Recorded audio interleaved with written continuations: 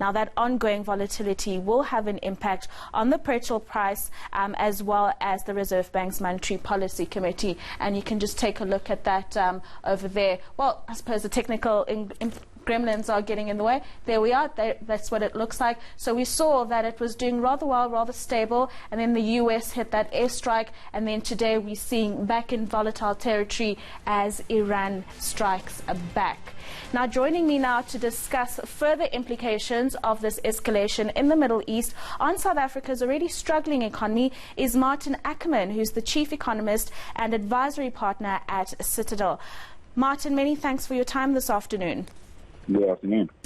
Martin, is there a threat to South Africa should this escalation intensify in the Middle East between the US and Iran? Not a direct threat, but I do think indirectly. I think, as you've already mentioned, just a risk-off environment, more volatility, we do see the impact on our currency.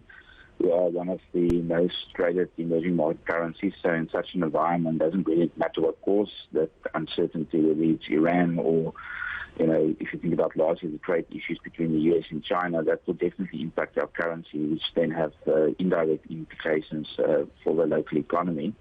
But I do think, the biggest thing that will spill over from the tension in the Middle East at the moment, not only for South Africa, but for the global economy, is what might happen to the oil price. So if we do see that, supply is being disrupted in terms of oil coming from that part of the world, or if they actually put some sanctions on the exporting of oil through some of these channels, that will have a negative impact on global economic growth, and then back to South Africa, obviously also additional headwind that we need to deal with. So if you add a potentially weaker currency on the back of that environment, plus a high oil price, that will definitely imply that we'll pay more for petrol, and that will put the South African Reserve Bank, unfortunately, in a position where we're unlikely to see any rate cuts, which is actually needed at this point in time to actually help the quite weak economic environment we're in at this point in time.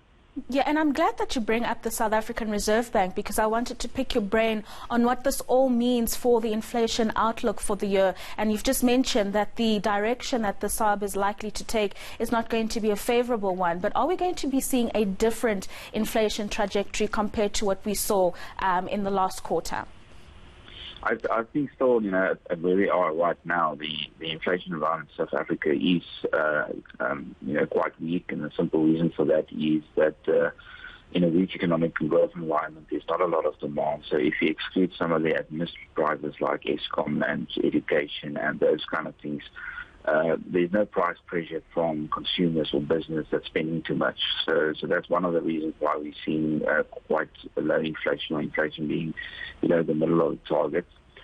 Also, what we've seen so far is that in a weak economic and growth environment, imports are less, and the feed through from a weaker currency to inflation has been slower and less.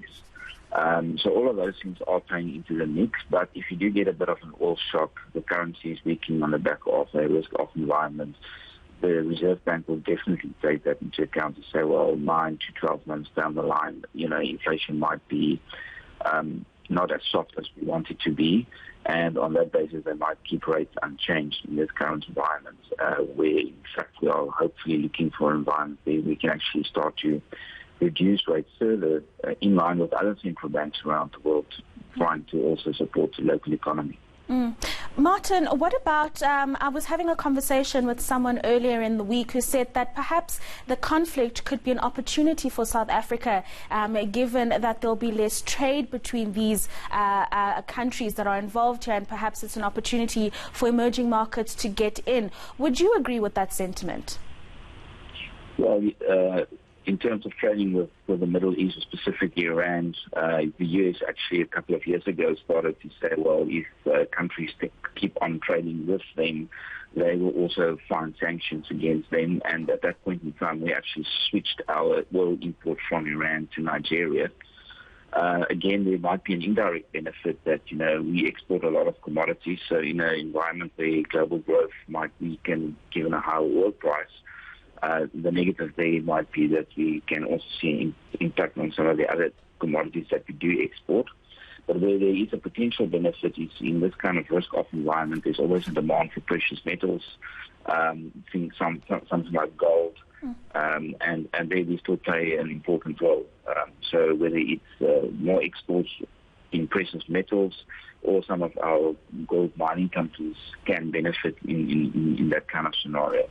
Brilliant. Martin, as always, many thanks for your time. That's Martin Ackerman, who's the Chief Economist and Advisory Partner at Citadel.